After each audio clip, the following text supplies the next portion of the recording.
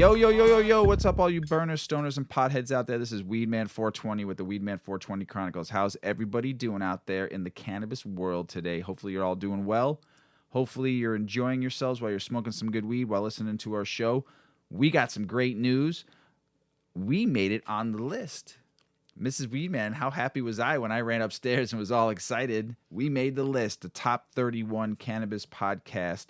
And I like to thank everybody who's listening to us, and I especially like to thank Celeb Stoner for putting us on the list. I'm super excited. Mrs. Weedman, how you doing, though? I'm doing well. That was really fun news. First of all, we got news that we were the number 70 podcast in all of Kenya. All of Kenya, I know, Ooh. right? I was That's like, dope. oh, we're like on a list somewhere. That's kind of exciting.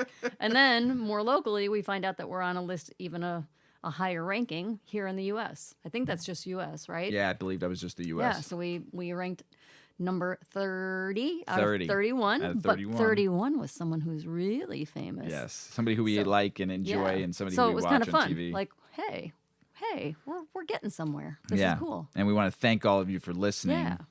Mrs. Weedman, how was your week? Week was good here in America. For anyone who might be listening out of this country, you probably have seen news reports that we had some kind of craziness. So it was a weird week, a very strange week. Everybody came into the new year so hopeful and optimistic, as we talked about last week, and then boom, we get hit with more stuff, not good stuff. So we kind of went into this weekend unintentionally trying to find calm. And now that we're on the other side of the weekend, I look back and realized we had like a weekend of Zen.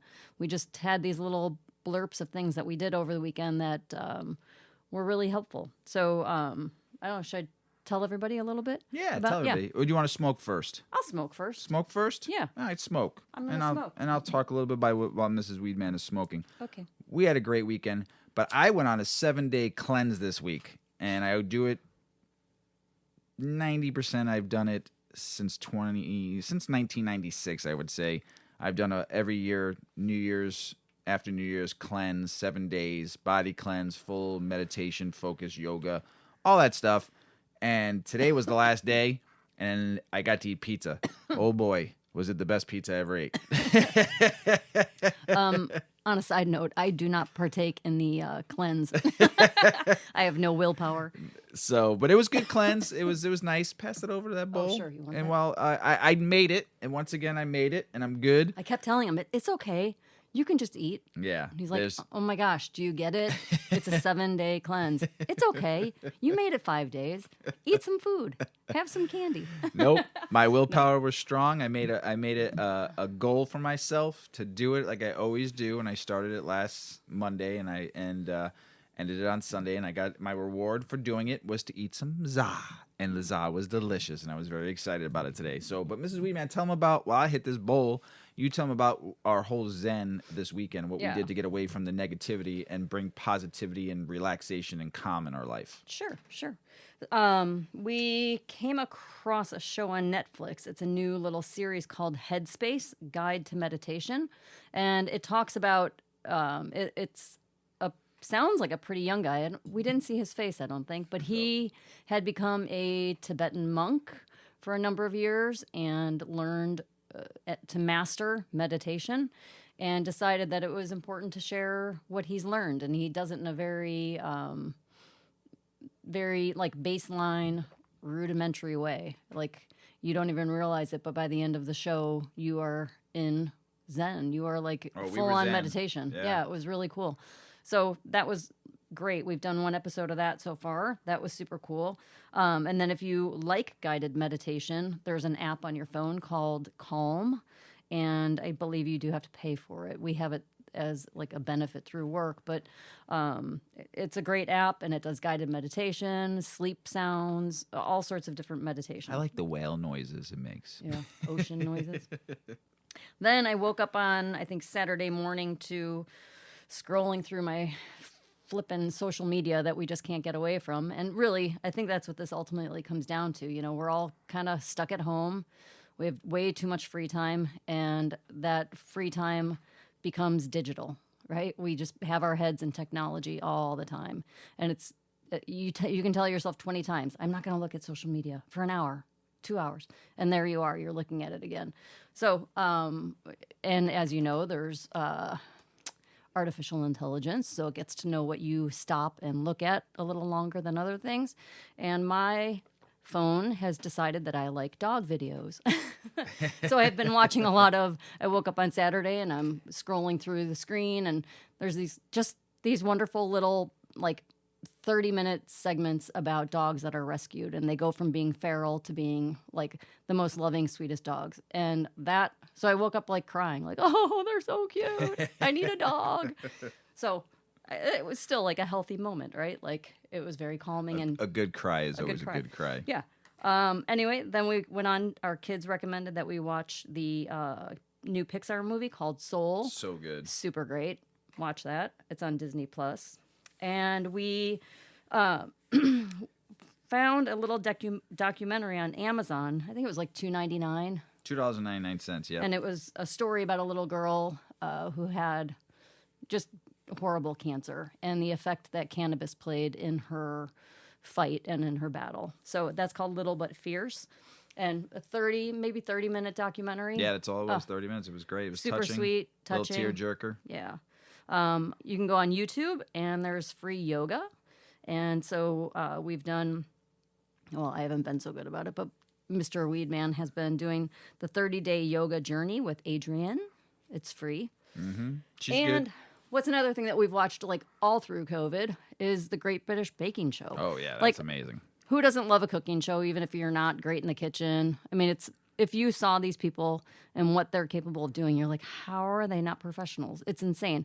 But it is the most positive, sweet, endearing competition I don't even understand how it happens, that all of these people gather in this tent and they play nice with each other for weeks. It's like, what? Like, there's no ugly competition thing that comes out on people. They just stay nice and support each other. Oh, that's just like, it's a great show. Yeah, if you watch whether you like baking or not, it's just a It's good just show sweet. to watch, because the people on there are from all different nationalities, all different races, colors, and creeds, and they all get along. And oh my God, they're it's just like, it's amazing how peaceful it is Yeah. to be in that tent. And You wanna be part of Paul it. and Prue and the two hosts are pretty funny and entertaining, of course. And Yeah. the stuff they bake is just, oh man, good thing we're in like our bedroom and Yeah, not in not near the kitchen. When we watch it. we'd be coming out of COVID like Yes. an extra 100 pounds Yep. on our butts. So just So, keep the zen. Yeah, just keep you the know? zen, find little ways to break away from tech. Even though a lot of this still needs technology to access, just put some positivity, some calm in 100%. your brains. 100%. Get away from all the blah, blah, blah, blah, blah, the Yeah, noise of the life. blah blah blah. So, yeah. We are smoking our original homegrown cannabis this week, and we're probably going to do it for the next 4 weeks, and just as a cure. This is the first week; it's a full cure. I like to cure my cannabis, 4 weeks from what I've read, and put the little packets to keep the humidifier at a certain percentage that you want it at. But I will tell you this: we've been smoking it all week, and we're going to smoke it again all week, and every week we're going to test it and let you guys know how it improved on the terpene profile and taste and flavor and high. But I will tell you this: I'm high. Whew. Remember the first night we smoked? I'm like, oh, it's not working. Yeah. I'm not high. I'm not high. But each night it really has gotten stronger more and intense. stronger, and I'm pretty baked already, and the show just started, so we're gonna see how this goes. But I've grown some good cannabis, and I'm not gonna go to a dispensary except maybe pick up some edibles or something like that, or some gummies, or maybe if there's a cool strain I want to try. But for the next 4 weeks, we're gonna share this with you, and I want to once again like to thank our guy Wes Earl217 for getting me the beans, and his genetics are unbelievable. It's pretty yummy, Wes. Yeah, Wes, we love you, man. It makes like your body feel like but then Oh, you kind of man. want to dance. Yep. And you're kind of silly, but you can It's- still think clearly. It's another level I hate to strain keep for talking me, about it because nobody else can have it. but they can. But you can grow your own. Yes. And Wes, Whatever these your own might beans, be. I knock it off the bucket list because I grew purple bud, which I'm super excited about. And I've always wanted to grow purple bud because I've seen it on the internet, people growing it.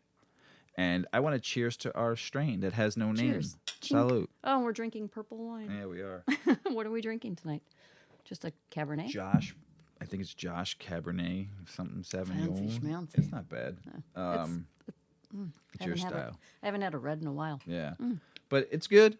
But I'm baked. Wes, Yeah. thank you. Check out our guy. Thank you for his genetics. Thank you for his beans. We salute to that.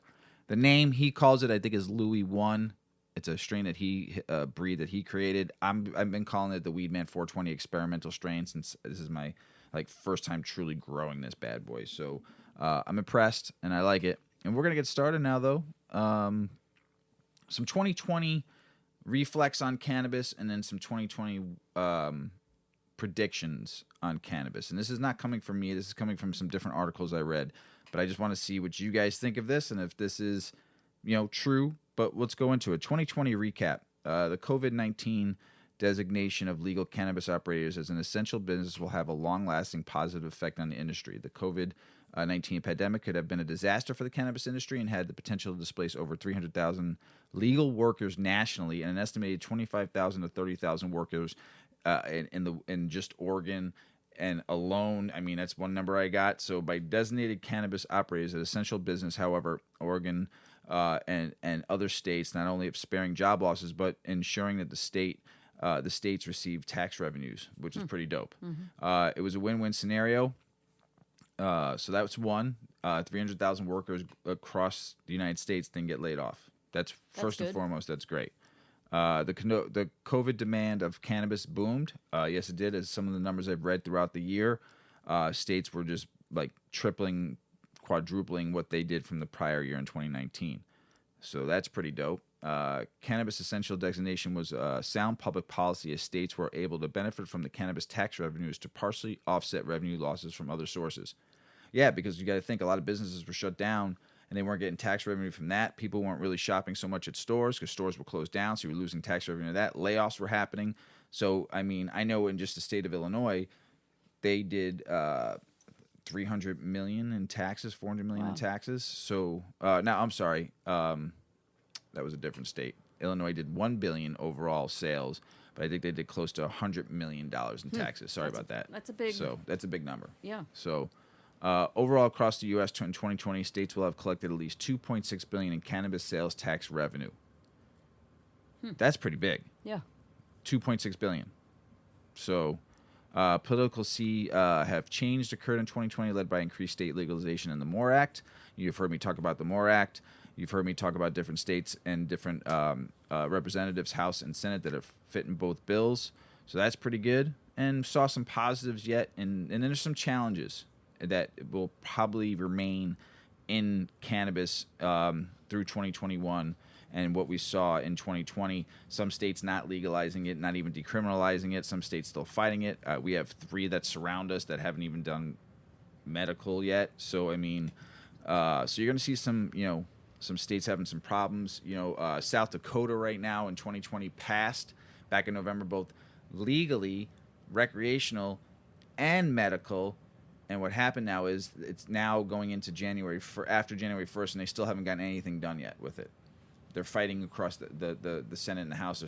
The governor's trying to stop a bill from passing. It's pretty messed up in South Dakota right now. So I think it's 2021 is going to be.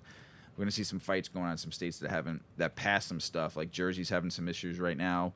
Still, it was supposed to be ready to go January 1. Still not even ready yet. So federal cannabis taxation is crippling to businesses.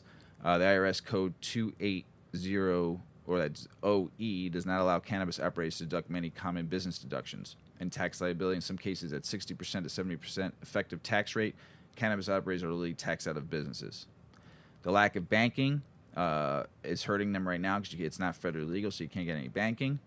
So some issues still from 2020 going to move into 2021 that we as the cannabis community and people who are in the cannabis industry need to fight for. And then some predictions. They're saying here, in some of the articles I've read, there's some great potential. Demand will remain strong. Even when people go back to work, probably they're saying not as strong as COVID strong. I guess if that makes sense.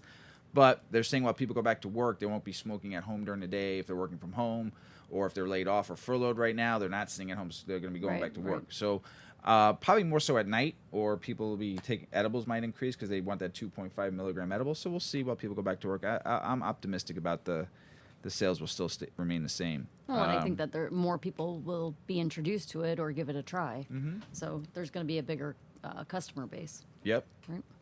The demographics of cannabis have shifted in 2020. The average age of cannabis users is increasing, while 51% of consumers are millennials and a full 41% of cannabis users are Gen Xers. Yep.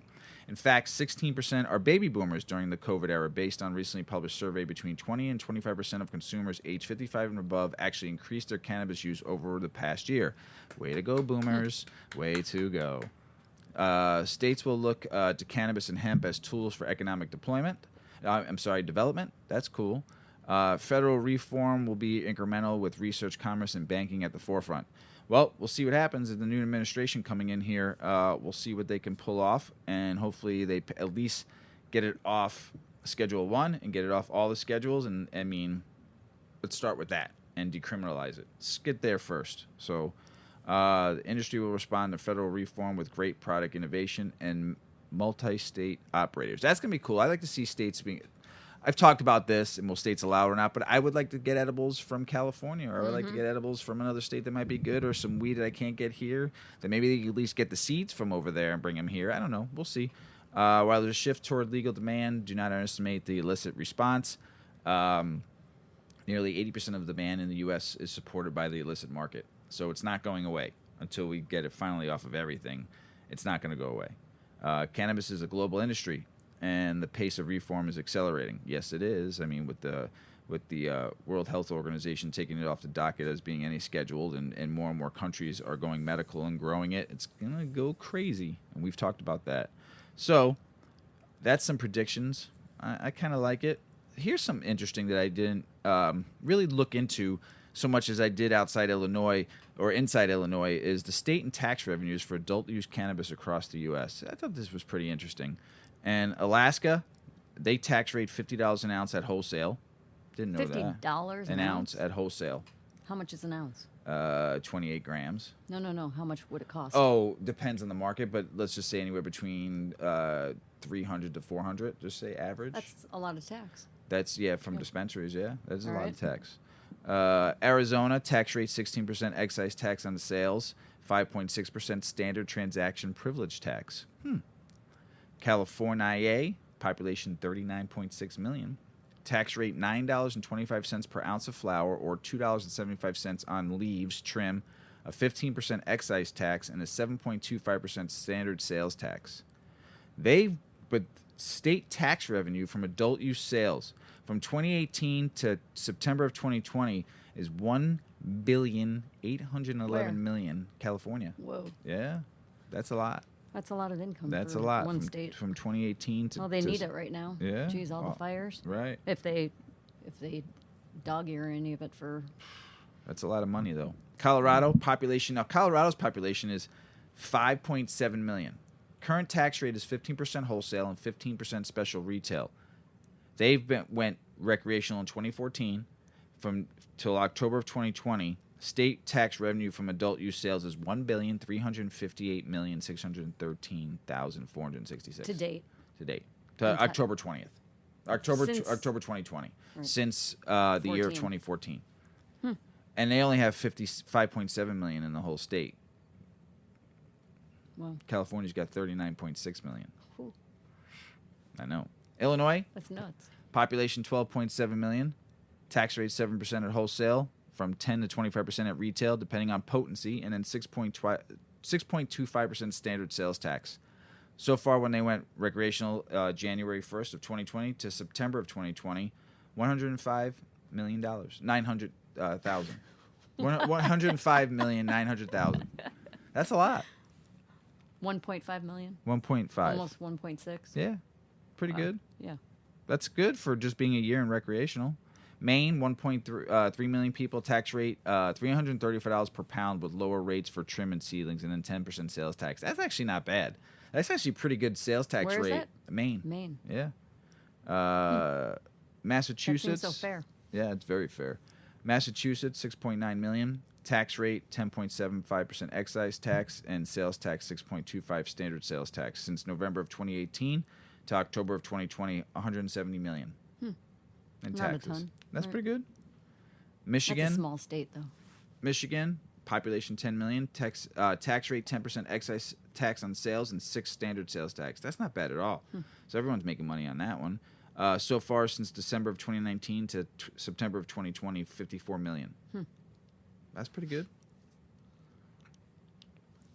They did most of that in January through September of 2020, because December of 2019 they only did $1 million. So and that's in 1 year. That's pretty good. Montana, population 1.1 million, 20% excise tax on sales. Nevada, population 3 million, tax rate 50% on wholesale, 10% special retail. Total since July of 2017 is 298 million, almost 300 million. Pretty good. Jersey, 8.9 million population, tax rate 6.625. Local 1 to 2%. Local option taxes, excise tax on cultivation anticipated. Oregon, 4.2 million, tax rate 17% at retail. They've done since February of 2016 to September of 2020, almost 500 million. Pretty good. South Dakota, tax rate 15% excise tax on sales, 4.5% standard. No sales yet though. So Vermont, 620,000 people, 14% excise tax and 6% standard.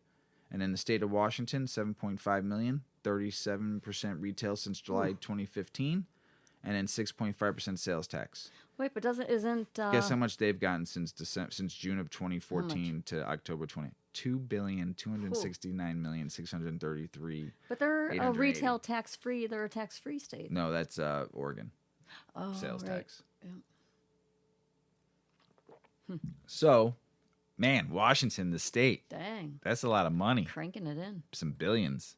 Illinois sold for their first year $1 billion worth of legal cannabis in 2020. Pretty dope. Pretty dope. This was a big one. Pretty dope. This was a good one, though. Out-of-state resident sales, the total for the year was $172 million, almost $173 million.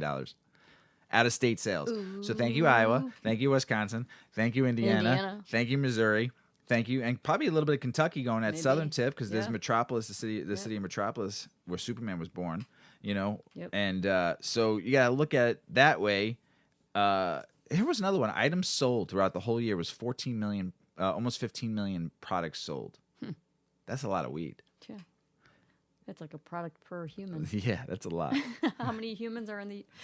12.6 million in Illinois. Oh, wait, how many products were sold? 15 million? Almost 15 million. Well, that's like the whole state of Illinois. Yeah. Everybody got one. Everybody got one.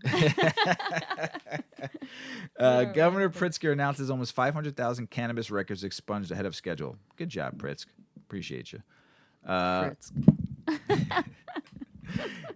Hey, this week makes us a little silly for a good hour, so hopefully you enjoy the show. Do you think hemp should be taught in school? Sure do. You do? Yeah. Tell I think us about it. so. This is kind of a soapbox opportunity here, because I feel, and I say this all the time, and it's the premise of our show, is that we are trying to get rid of the stigma of cannabis, right? And there's going to be a day in the near future where cannabis will be in homes like alcohol is, or like tea or coffee. I mean, it's just going to be like a normal household item that's consumed. And it'll be on your kitchen counters or on your coffee table. And if you have kids, maybe it's somewhere else, just like your alcohol might be. But it's just going to be everywhere. And so I've always thought that the draw towards alcohol and the way that young people consume alcohol in such obnoxious ways, we are all victim to that, right? Is because we don't normalize it, right? It's all about, you can't drink until you're 21. Don't drink, don't drink, don't drink. Instead of like, this is wine. Have a sip. Do you like it? Great. You can have a glass with me at dinner tonight. And let's see how you feel. And educating them about how it changes your behaviors and your feelings and things. And so that they understand what it is, instead of being the kid that thinks that at a party they have to drink, a whole, pint of vodka. Right? I mean, that happens, right? Anyway, so yes, I'm sorry. So there I went on my little soapbox. I think that cannabis and hemp need to be normalized. I think that they need to be talked about.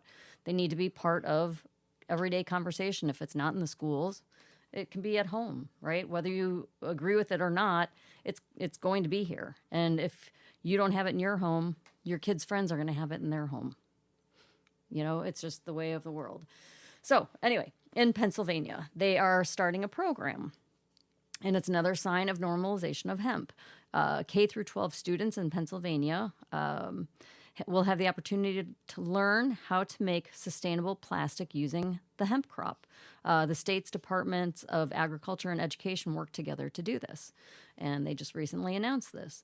During the state's annual farm show, which takes place virtually this month, students can participate in a variety of programs, learning about everything from organic farming techniques to raising livestock.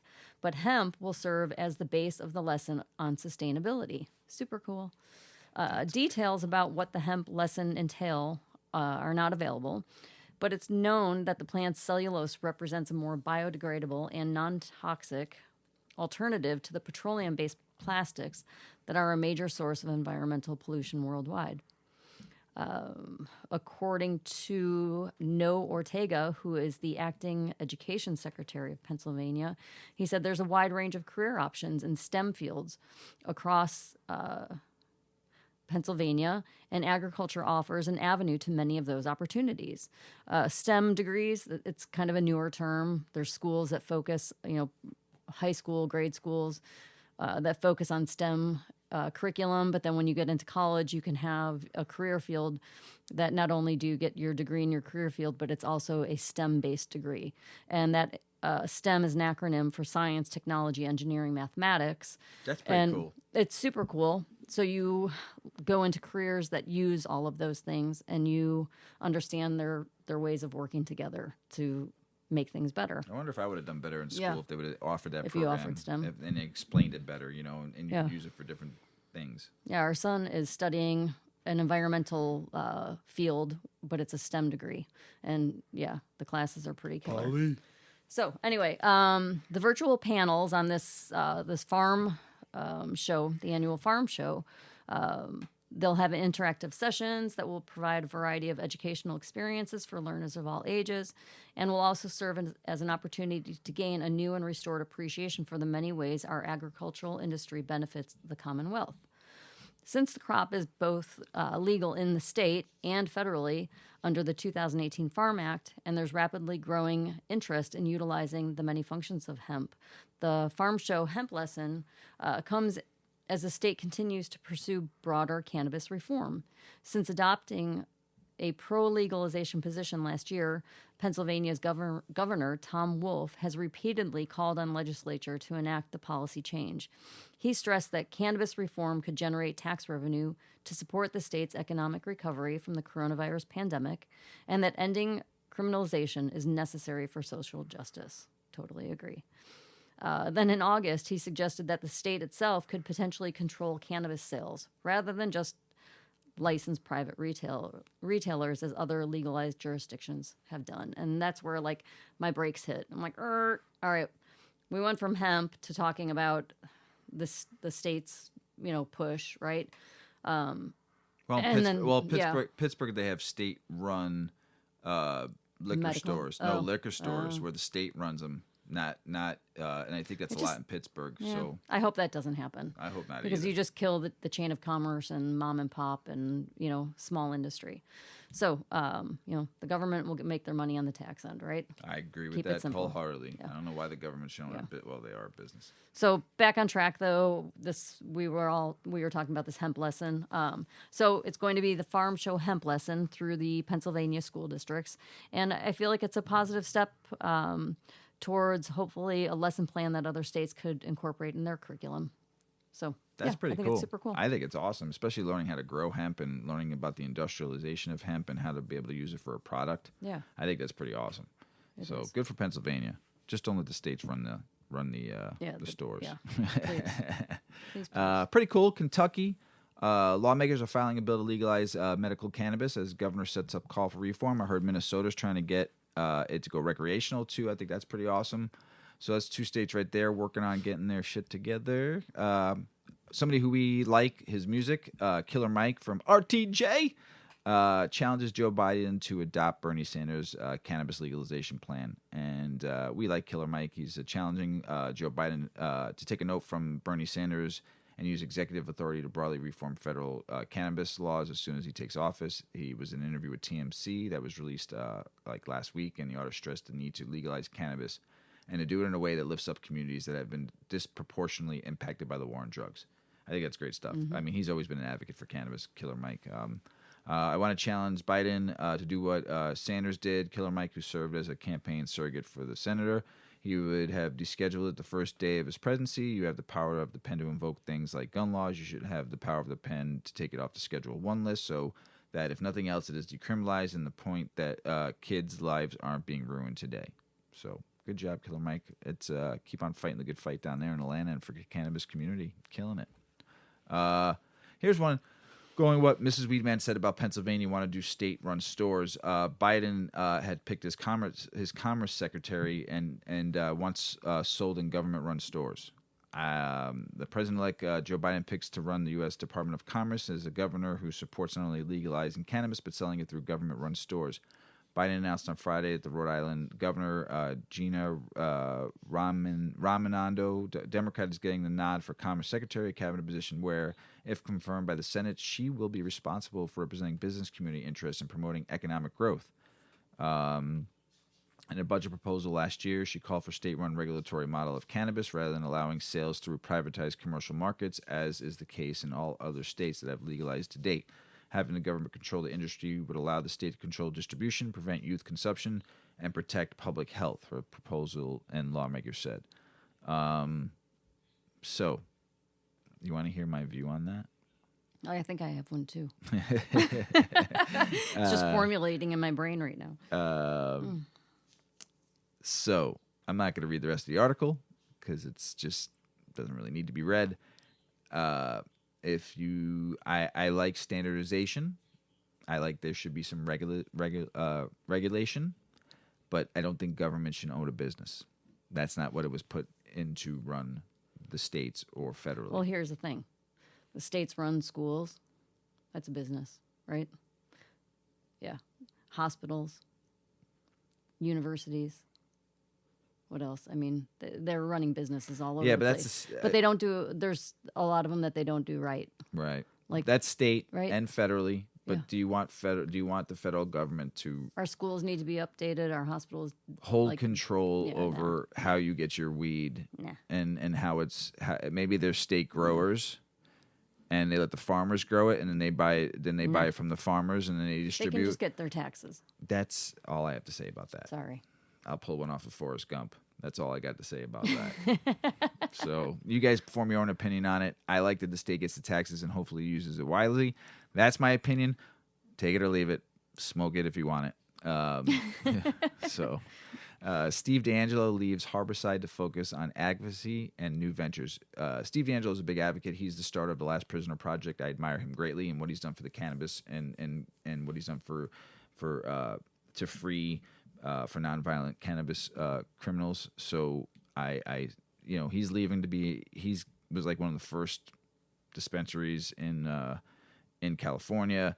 He's got 12 of them, I think. But a big advocate, has helped legalize cannabis and fighting for it. So you can read it about him and why he's leaving and stuff like that. But what I like to talk about is the Last Prisoner Project is going to expand operations in 6 additional U.S. states, receiving boosts from Greenland Holdings. That's pretty cool. They're pretty cool. Yeah, we support the Last Prisoner Project. You've heard me mention them in different articles and write about how they're fighting to get people out of prison for nonviolent cannabis crimes. And so the Last Prisoner Project is extremely thankful for Greenland's generosity and support. The managing director, Mary Bailey, in a statement said that the partnership brings us a step closer to reaching our fundraising goal and furthering our mission to bring social justice to the cannabis industry. They report that at least 6 additional states this year. In December, the organization helped fight for the release of Richmond DeLisi, believed to be the longest-serving nonviolent cannabis offender in the U.S. DeLisi was, and you heard me talk about his story, was released on December 8th, and after serving 32 years. So good for the Last Prisoner Project, good for Steve D'Angelo and what they're doing, what he's going to be doing now, becoming a true advocate in the fight, hopefully to free cannabis on a maybe global level. Good for you, Steve. Another big one. That's a big one. Another big one here is cannabis is replacing alcohol for nearly half of cannabis consumers during the pandemic. You want to treat depression, not get more depressed, I guess. Yeah. And maybe people, because they're home more, they feel a little bit more Plus, when open to giving something different a try. you drink, you put on the pounds. Yeah. If you're sitting at home and all you're doing And you is have drinking, headaches. You're dehydrated. I'm not saying we're having a glass I know, of we're wine having during wine, the show, but- but we don't drink every day. Right. But I could We have a smoke headache. every day. If I had a Right. couple or 3 glasses of wine, then Ugh, I'd have a headache I'd be tomorrow and a miserable. stomach ache.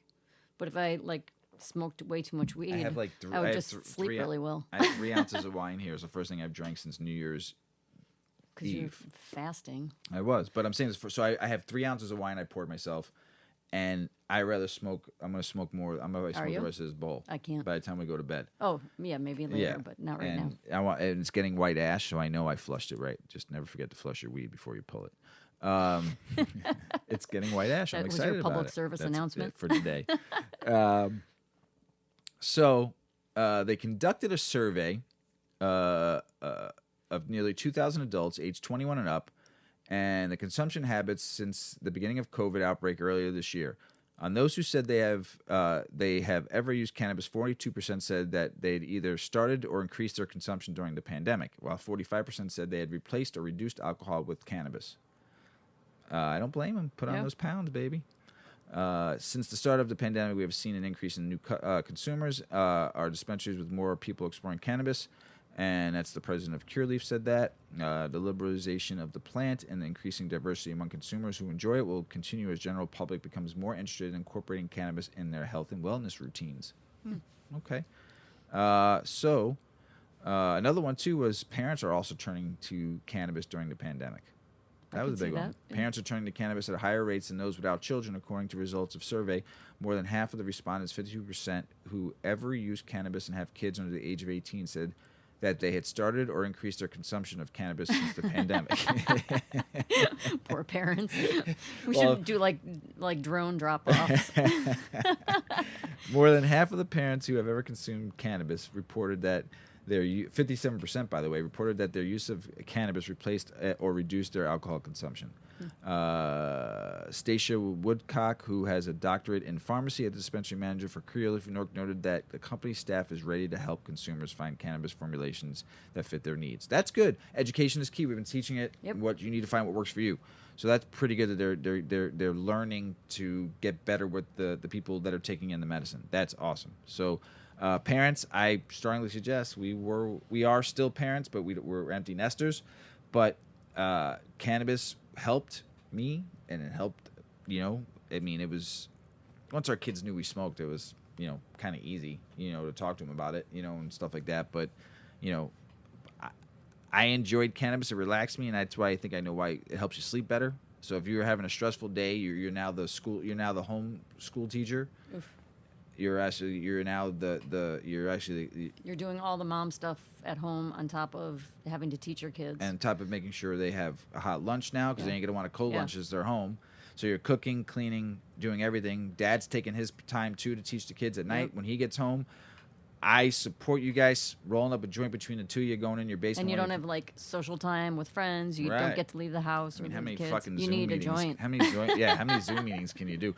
Mrs. Weedman and I smoke every night together. We come down around Whatever. wherever we're going to bed, an hour before we're going to go to bed. We throw on some jazz or we throw on some good music, and we light up our bowl or joint. We got the birds down here with us, fooling around, doing their thing, and we're laughing, making fun of each other, checking, maybe texting, our kids or something like that, or texting family or saying hello. But whatever, it relaxes us so well to where the whole day just goes away.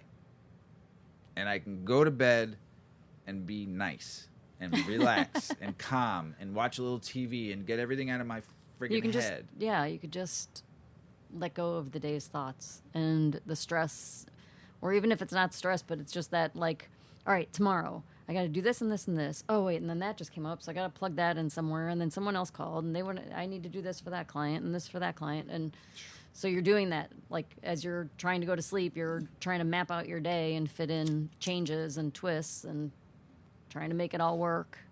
thinking about the things that you might not have gotten done today that now you have to add on to that list. It's just like, like the brain, right? It and shuts so it off. If I smoke, I can just go upstairs and lay down.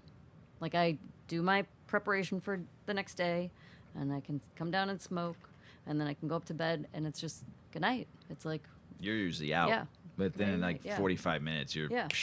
Adios. watch a little TV and Unwind. unwind. But your Yeah, head is boom. clear. You're not sitting there dwelling. Blah. Yeah. Yeah. If you do that meditation show on Netflix, Oh, that's good too. that what we did the other night. That was crazy. It was we smoked before we did that. Right, That was which was even helpful. better. Yeah. But it was so funny because when he got you in the meditation, he knew exactly when that you were going to fall off for a second. He goes, Yeah. if you fell off for a second, come back in. It's okay. It was kind of fun. We all do that. A passing was thought good. that you stop on. That was good. And you start to think about it. And then you've forgotten that you're meditating. Come back. Come back. Come back. Watch it. Get baked It's so good. by yourself or get baked with your significant other or a friend. Who cares? Just go watch it. But I'm proud of you parents for taking cannabis. And if you're smoking it together, if you're not, you should be. Because you can just unwind with the two of you and actually have some good, It makes really good conversation. great conversation. Yeah. We have some good, deep convos We that don't remember stuff the next day, though. we always have to like write it down. Yeah. Like, write that down. Write that We down. built a house together in like 3 nights.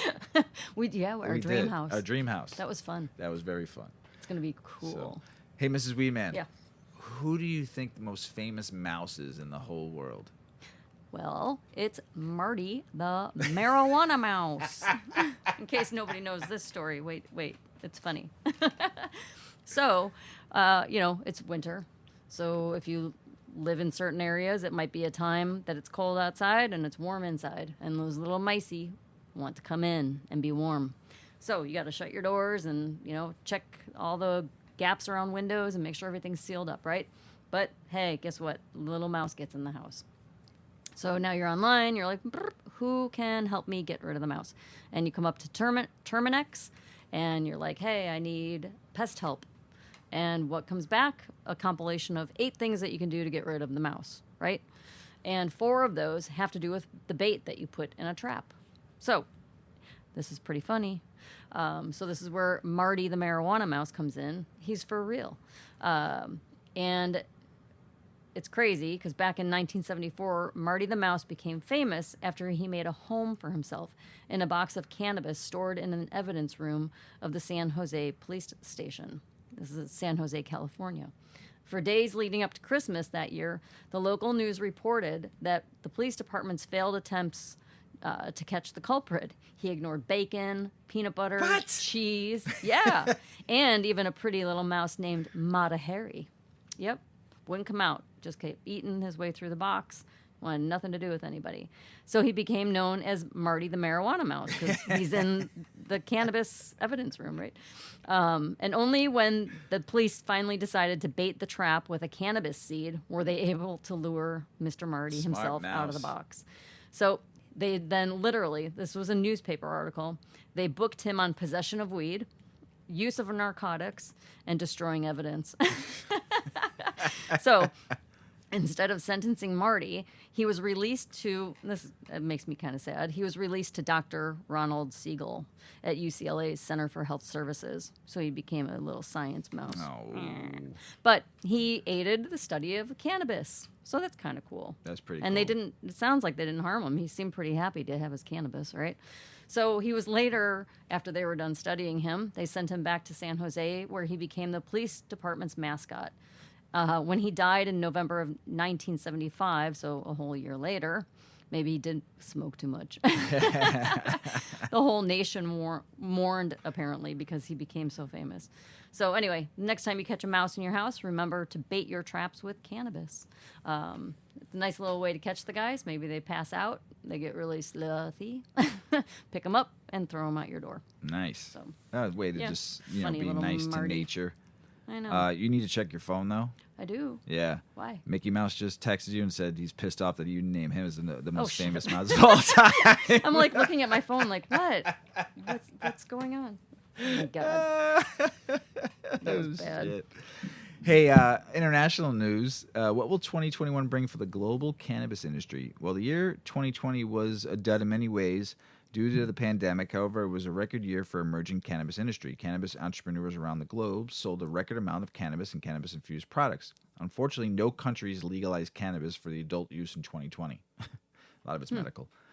But a number of countries either allowed medical cannabis and industries to launch or expand. Many cannabis industries projections from years ago focused on the year 2020, and virtually every one of those projections proved to be too conservative. What does 2021 have in store for the emerging international? Cannabis reform in 2021. It's very likely that 2021 will be the banner year for cannabis reform around the globe. For starters, Mexico will hopefully finally legalize cannabis for adult use, and or when this will happen, it will create the largest adult use cannabis market on the planet. Wow. Crazy. They were saying in the spring. Should have been done now, though. It was supposed to be done January 1st. It also at least somewhat likely that one or more of the countries will also legalize cannabis for adult use on the European and African continent. Way to go.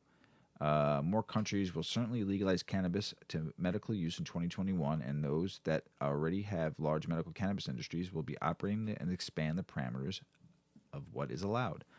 Cannabis research is likely to occur in 2021. Cannabis innovation.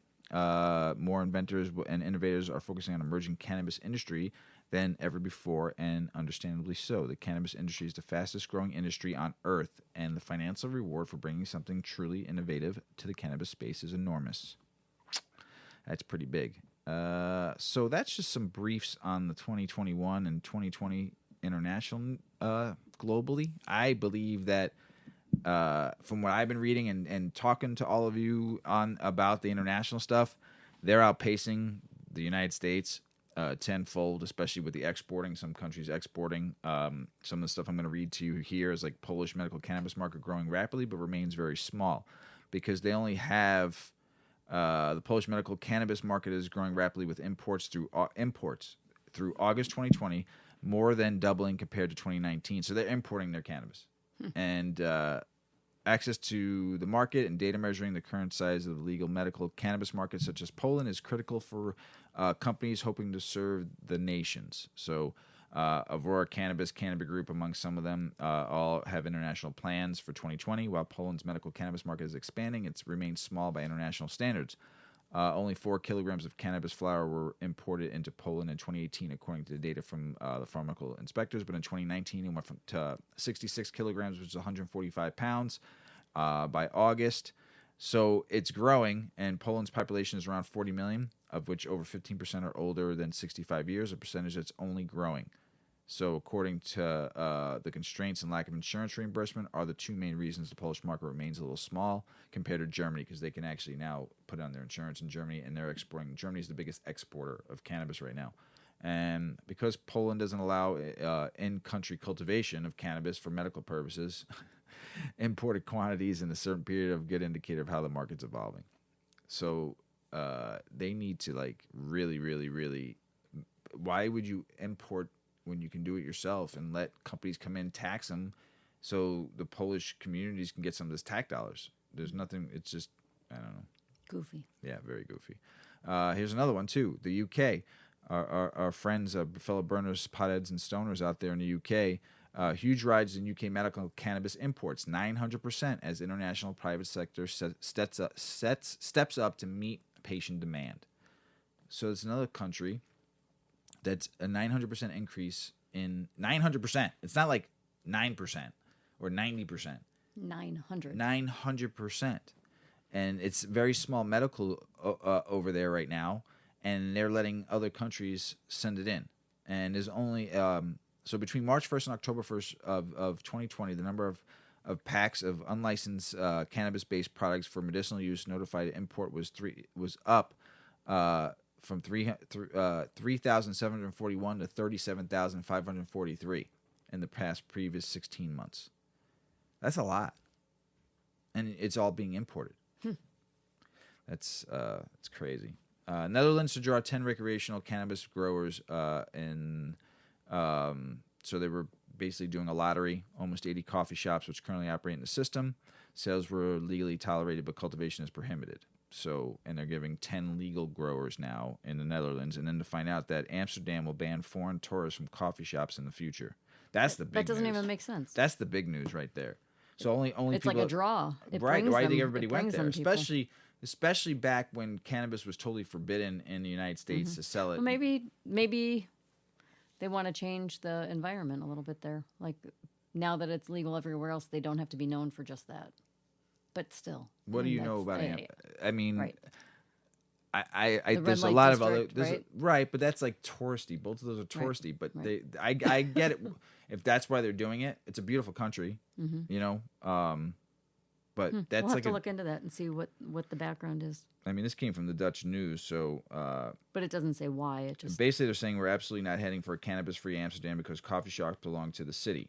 According to this article in the Dutch news, our freedom should not be a license for large groups of young people to throw up in the canals because they have smoked and drunk too much. The mayor also intends to limit the number of coffee shops in any chain and regulate the supply with the quality mark. So people are just gonna the tourists ruined it. right. Basically, is what I guess residents. I don't know how the coffee shops feel about it. Well, we saw that in South Florida, just in general, like, from all the spring breakers. And then they just, like, Oh yeah, they they migrated their way, north. they went from Daytona, they worked their way all the way down to Key West, and now they're, I think, back up in Lauderdale because they just destroy the towns Yeah. for the moment. So I don't know. I get it. I get why they just more of just keep the locals being able to smoke and stuff like that. So, They don't really destroy the towns. They just have too much fun. but the somebody that lives there, But the locals get frustrated, so then they don't welcome them. So then they move on to the next Right, town. right. So that, like, Amsterdam might see that. They'll see a really a depletion of tourism. partially, But maybe they were already seeing it because it's becoming legal in so many places. Right. We got to look into that. yeah. Yeah. So hopefully they don't because it's history in the cannabis history, but they can write it on the walls and places. Yeah. I understand. I just hopefully they don't because we've never been there, and I'd like to go to a coffee shop and be able to smoke.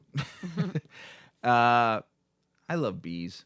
Bees. I especially love bees when I see them, on the plants collecting pollen. Oh my God, it's great. You right? see their legs all filled up with the pollen and shit like that. I like bees.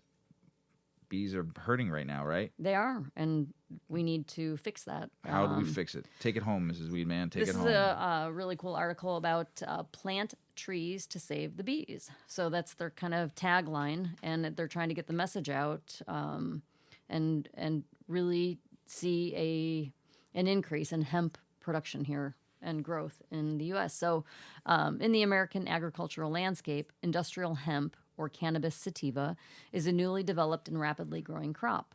Hemp lacks nectar, but as an exclusively wind-pollinated crop, it produces an abundance of pollen in agricultural landscapes during a period of time referred to as floral dearth. Researchers have found that a number of bee species are attracted to those pollen plumes, yet the diversity of floral visitors and their use of hemp in a variety of agricultural contexts remains uncertain. On hemp farms in New York State, repeated sweeps of nets collected bees visiting the hemp flowers.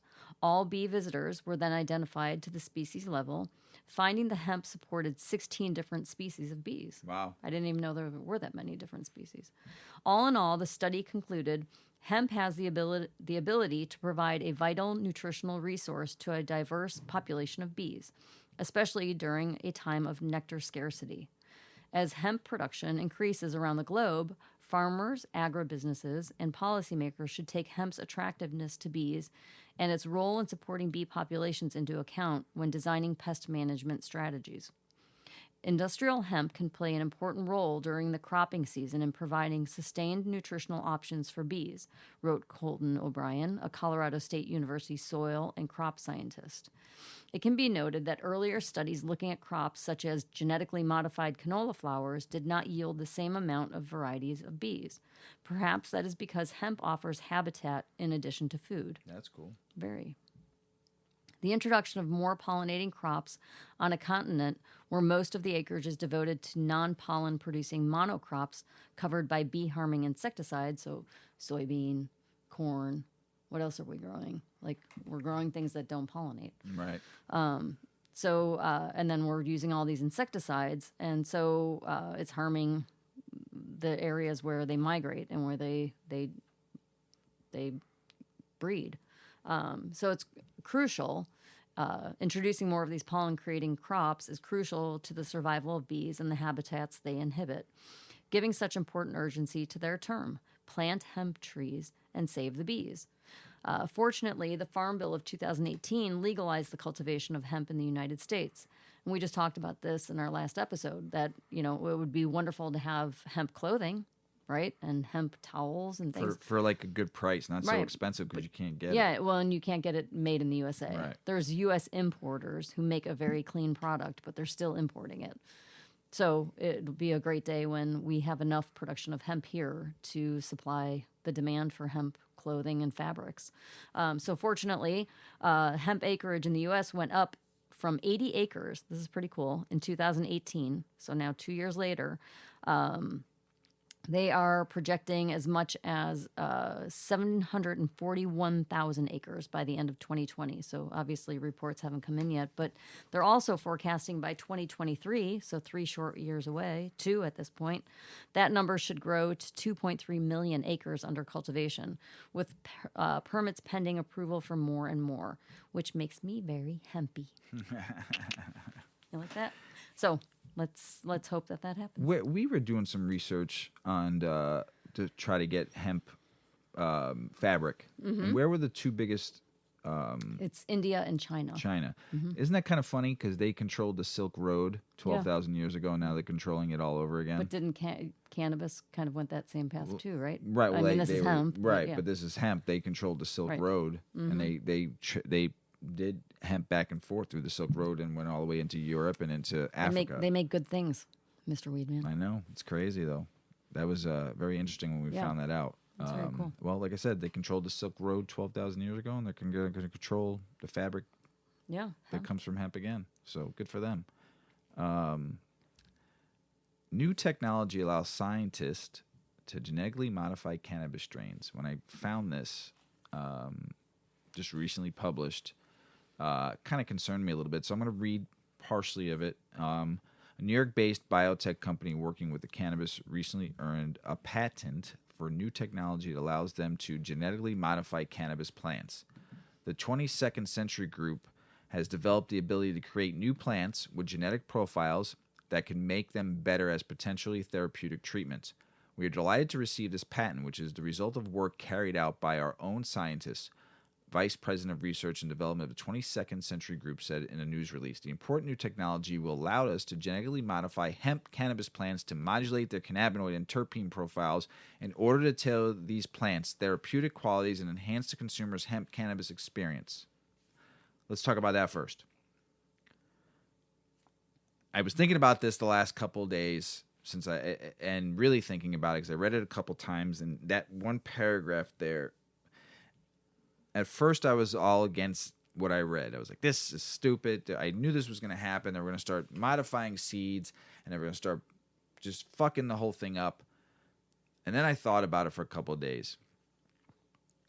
And every strain that's grown, it's always, when you grow the plant and somebody else grows the plant and they use different technology or they use different soil, the plant might not always be the same.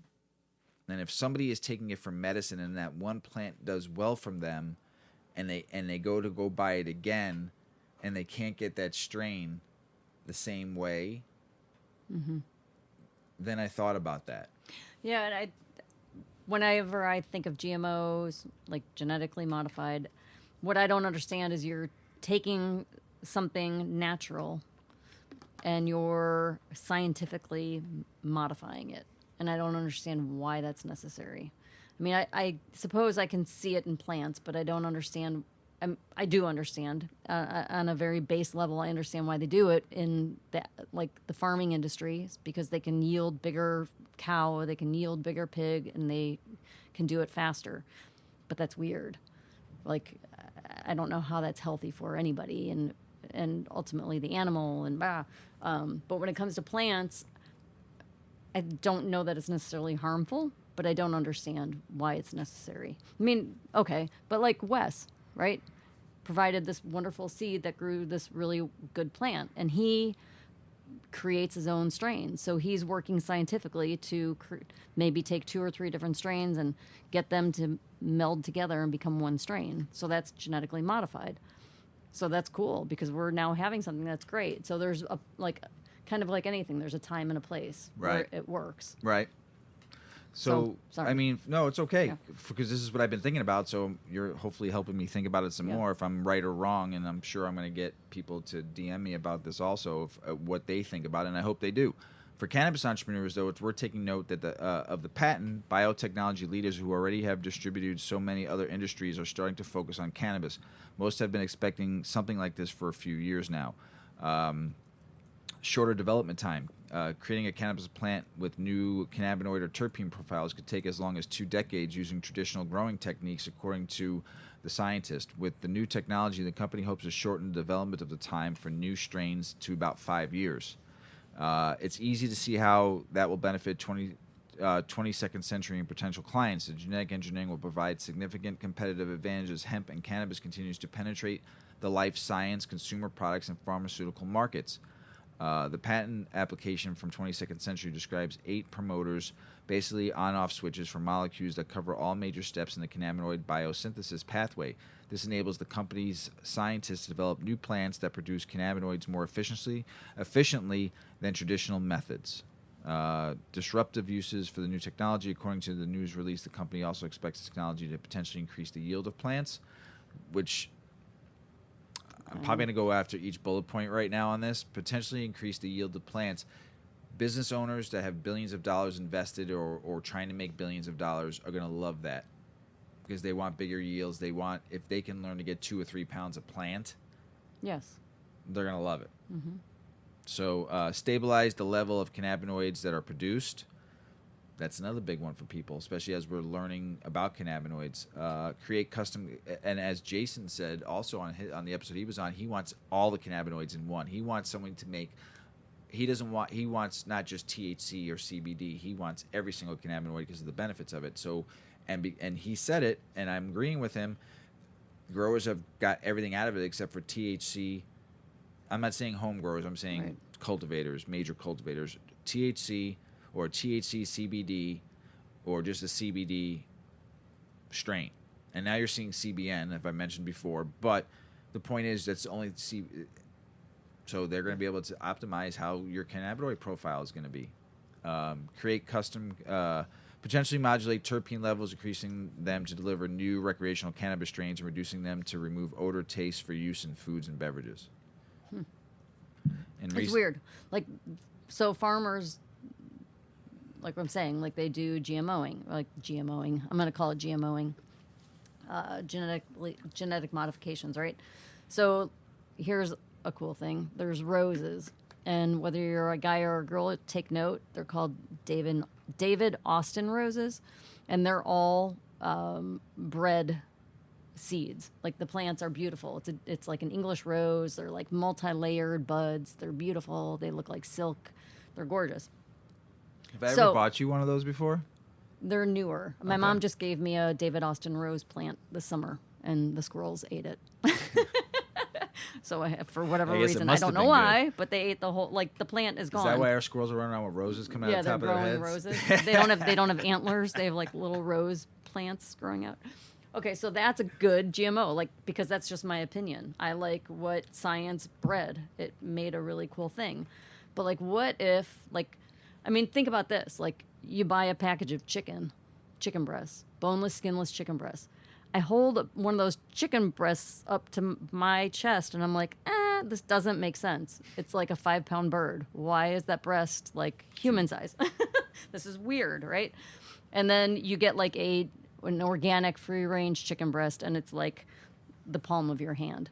So that's GMO. So is that healthy? And that's where I get perplexed, or I get curious about GMO. We're probably going to get eaten up a little bit about this because science. It's science. It's science versus nature, right? I agree in the home growers if they want to breed their own for them, but this is something that for medicine is like I said, to stabilize the level of cannabinoids that are produced, create custom cannabinoid profiles optimized for specific therapeutic uses. I do think it's good, and it conflicts though with what nature. right? And the So- plant is natural. So there's Right. probably going to be like purists who say don't ever GMO, don't clone your seed, don't do this, don't do that. You take a seed, you grow it, and you don't modify it. And then there's going to be people who are like, fuck yeah, modify that shit. We can make some pretty freaking amazing stuff like what we just grew. Right. Yeah. Right? Right. So, So I don't know. There's two sides. just something right? for all you all to think about, you burners, stoners, and potheads out there. It's got me thinking: do I like this? Do I don't like it? But then I think about the medical uses of it all, and it And kind how- of yeah. and how it would help somebody get what they exactly need instead of trying to figure it out. Like, It'll become literally like medicine. Right. I mean, it is already, but like you'll think have about, it like- dialed in on a prescription. This Yeah. person needs these You need to cannabinoids. have- He needs this yeah. specific strain. 10 milligrams every So 2 he's gonna have hours. a personal grower like Yeah. they do in Michigan, and going, here's the seeds I bought. Can you grow these for me? This is what I need to take. And that's my medicine. And then you're getting trusted soil from that caregiver, because he's got the best soil to make sure you have the best medicine. He's not going to put pesticides in there. He's not going to put garbage and metals and toxicities in your medicine, because he knows that you are going to need that to live. So I think it's good in some ways, and in some ways it just, to me, it just being just thinking of it unnaturally. So think about it all. I'm not trying to debunk anything, just trying to get information. So Debunk. debunk. So, but hey, Wes, thank you again for this Yeah, great weed, It's good. great cannabis, I had one great flower. hit at I the had- start of this discussion, Pretty good, right? and I still feel silly. Do you? Yeah, I do. Like a clown. Haha. Funny. Funny. Hey, everybody. I'm so humbled, and I know Mrs. Weedman's really humbled about, we're growing, and hopefully, you keep on growing with us. I mean, we're now just, it's just pretty humbling, Mrs. Weedman, you got anything else to say? Yeah, we just want to share what we learn. It's just kind of a changing time, and it's fun to be able to talk about cannabis in the way that we do. And it's fun to have you guys listen. And if you have friends and family who don't understand cannabis, lead them in our direction. Maybe we could help them. Yeah. And shoot us questions. If you've got questions, if you have topics you think would be important for us to cover, let us know. Yeah, man. We Yeah. love it. We thank you for listening. Yeah, we thank you. And just check us out on Weedman420 Chronicles on Instagram. Check us out on Weedman420 Pod on Twitter. Shoot us an email at Weedman420chronicles@gmail.com. And yeah, man, thank you for everybody that's listening right now. We really appreciate y'all. We love you. Man and woman. Man You keep and saying woman. man. I know. Hey, It's man. just hey, man. I'm a burner. We want me to tell you, hey, man. Hey, I man. burn all the way. That's a general man Yes. for all of us Yes. women, man. Yes.